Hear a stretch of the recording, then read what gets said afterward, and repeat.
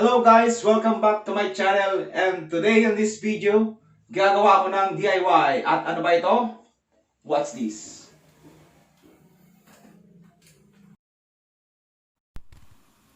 Lagi na lang maalikabok itong helmet ko. Ano kaya pwedeng gawin?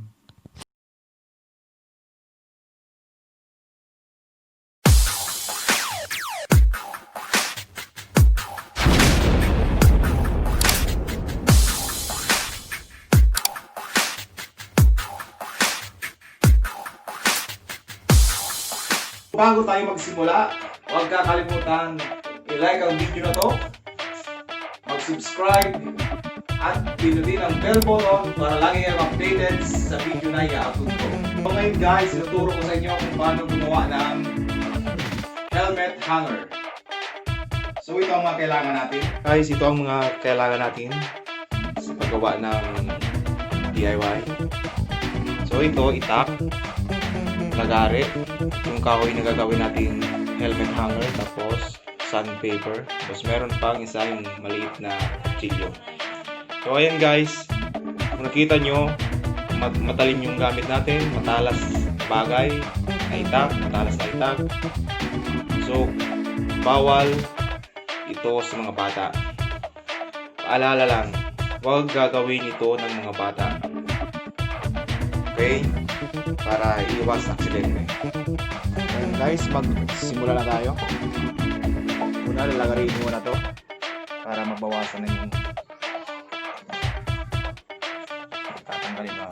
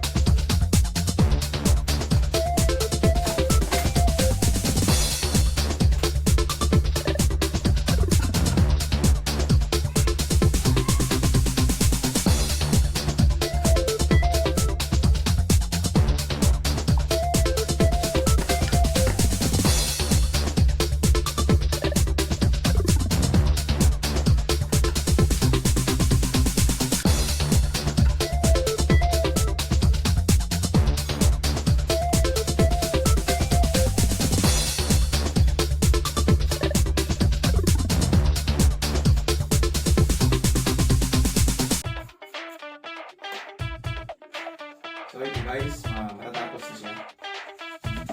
Kanina, try ko siya na ulitan para upang cobra. Kaso hindi nagawa.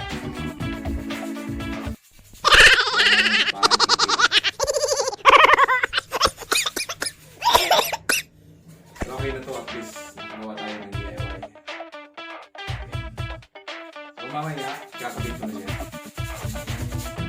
Pwede rin siya na varnish para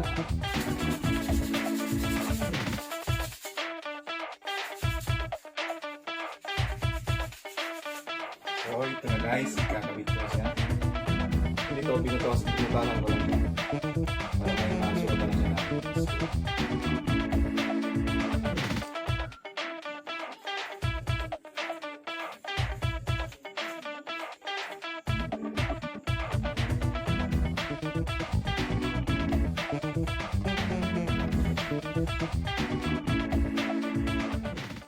guys, thank you for watching. Sana nagustuhan nyo.